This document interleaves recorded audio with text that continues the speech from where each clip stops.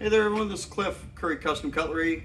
We got a knife block, a couple of them in today, and I thought I'd just go ahead and take you guys along for the ride. The first one's a shun set with a couple stragglers built in, and we're gonna go ahead and line them up.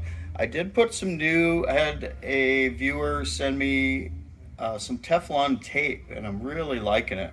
So I can recommend that, and thank you to the viewer that sent me that in. Works really good. Okay, I'm gonna go ahead and get through this process.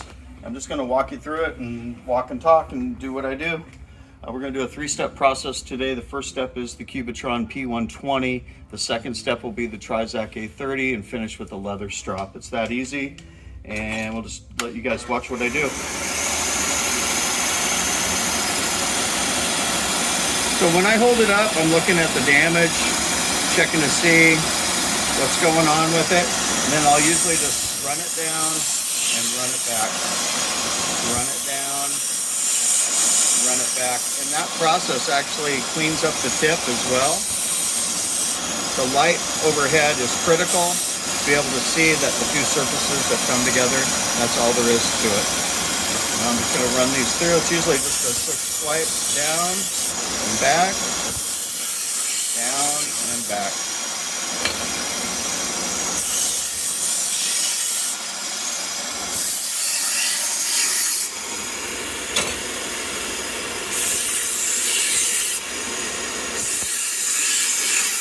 Thanks to my cameraman today for doing the shot.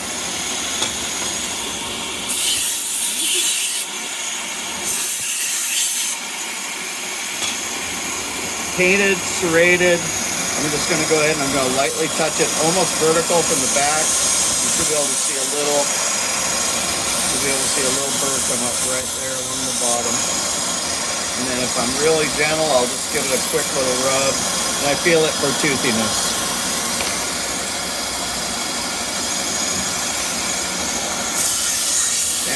Back, down, back, and then I'll take the heel. Not that it's important, but just to demonstrate, and I'll take the heel down. So you got needlepoint tip, matching bevels, heel is taken down.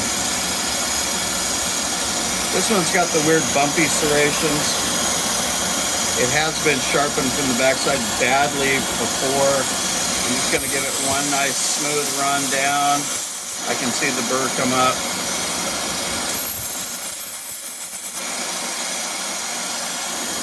Probably hit this with the Scotch-Brite just to buff that out. The light coming down shows me where the damage is prior. Not too bad, but you can definitely see it. I'll go down, come back, go down, needle point tip, come back.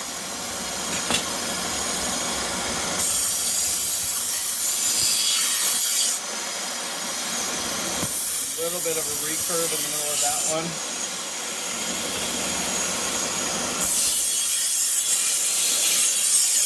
The tip is gone on this one. My natural instinct is to do two little passes like that, and then maybe bring it down from the top, blend it all together. I'm always looking for a nice smooth flow of the way the bevel and the curve come together. You can see it's bent a little bit over too. Got a nice shape to it. Santoku feels light, possibly a hollow handle. I'm going to be careful up in here. I'll start at the tip and work my way down. Start at the tip and work my way down. And let off right as I get to that area so I can minimize the amount of work. That's hitting the bolster, rounding it a little bit, and then I'll do one more swipe, bring it all together and make sure I got it tip. Okay, this one's a unique one. It's got just scallops. I'll probably set this one off to the side and we'll do it on a different machine. Simple scissors, use this as your rest. Check your angle, match it. Swipe down, feel, make sure it's crisp. Look in the light to make sure that you don't have any loose nicks or anything like that.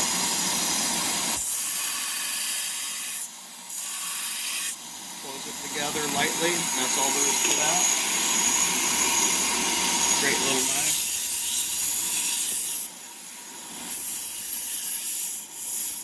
Also been dropped, got just a little bit of a bend on the tip. I'll pick up just a little bit to match the contour. I do have a tip bending tool, but a lot of times it will, especially on a tiny little one like that, you won't get what you're looking for.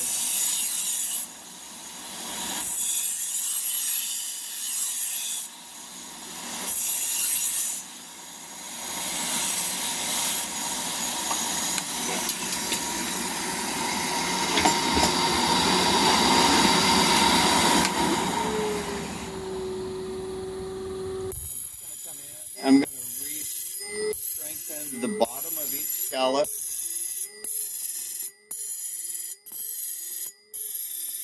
Bring up a burr to the backside. The wheel's rotating away from me.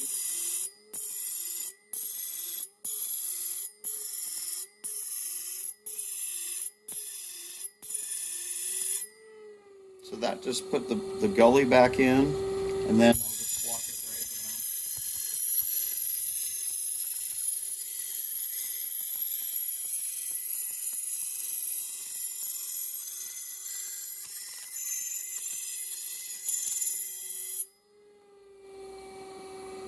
around. Now we'll polish it up with a different machine. Now I'll use this wheel right here. This is a 600 grit Scotch-Brite wheel.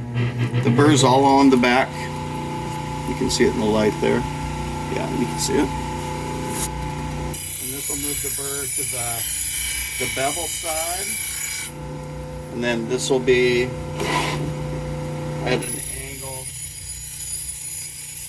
A lot of times it'll start flaking off right here at this step. Then I'll come over to the other side. Maybe I'll hit it one more time to the back. This one I'm trying to loosen it up a little bit. That's a light pass on the front. Okay, now I'll come over here. And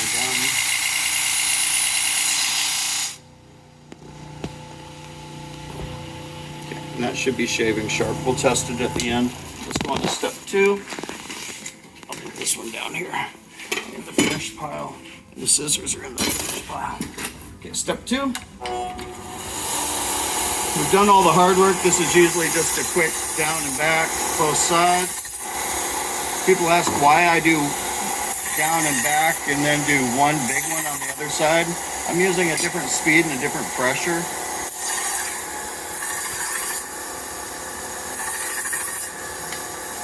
It's honestly not doing any hard work anyway. It's more just a step to pull everything together and refine the burr. You can do that too. It's not going to radically affect the geometry, and it doesn't change a thing. Maybe it's a bad habit.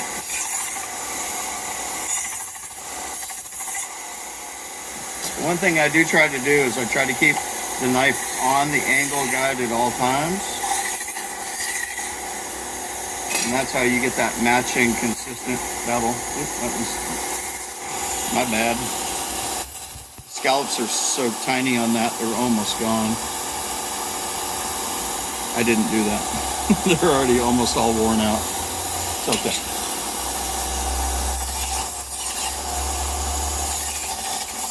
Okay.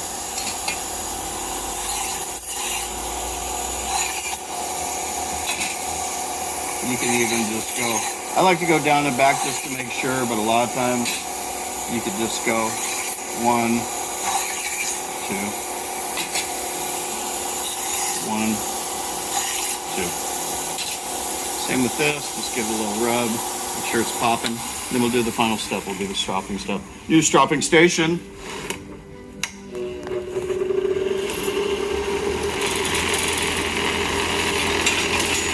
This has been working really good.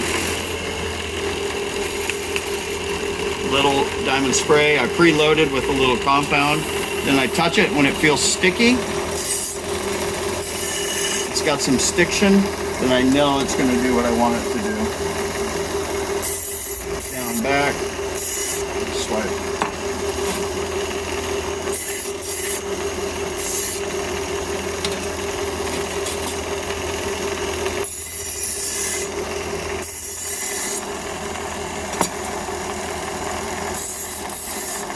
One of the things I think is the key takeaway, it's not going fast, it's going 2,000, but there's some stickiness to the belt, and I'm not putting a ton of pressure on it. I am doing it on the platen. Now it makes it so that the leather is less likely to roll over the edge. I'm getting pretty comfortable with this meat after 2 to 3 weeks. The edge is sticky sharp. I'm not going to say toothy. If you know what sticky sharp feels like, it feels like it's ready to cut through cheddar cheese. That's a good bite. This is the same leather belt that I put on in the video maybe a month ago, and I haven't taken it off. So it's stretched out to this tension, and it hasn't gotten loose or wobbly. I don't take it off. In case anybody was wondering, it's held up just fine.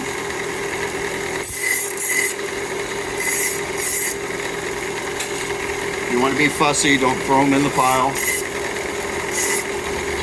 I'm not slamming them into each other. And that was the whole set right there. All right, let me grab a rack. Okay. Then I'll go ahead and just wipe them. I always make sure that we get the edge, and I usually wipe from the back. You don't want any black smudges or anything like that on the knives when you hand them back to somebody. And you'll get them. There'll be like little smudges there. So this sharpening process I'm showing, and we're timing it basically to show you what's possible. I'm also including the wipe down. So this is from start to finish.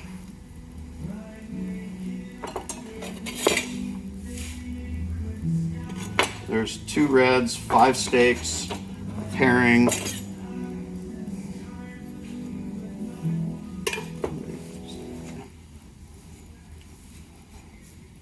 There's our santoku.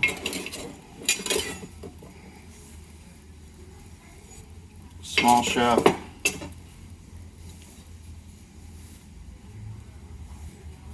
Large chef. Scissors. And oddball. 1, 2, 3, 4, 5, 6, 7, 8, 9, 10, 11, 12, 13, 14, 15. 15 knives. And we'll go ahead and pause for a second.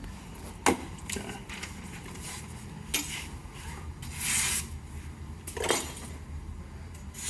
That's a push cut. Let's try the serrated one. Okay, cool. We had a couple of customers come in, so we had to pause. Just want to do a quick paper test on this. That's the steak knives. These are push cuts. Santoku. And the big one was the wavy gravy one. And let's go ahead and see how that one cuts. I think that'll work. So that was, I think we totaled up 15 knives, put edges on them, needlepoint tips, perfect bevels, symmetrical, razor sharp. Just takes a couple minutes, you guys. Welcome to the new area. Hopefully we'll be able to make some new video content from here, and I'll look forward to seeing you guys on the next one. Aloha.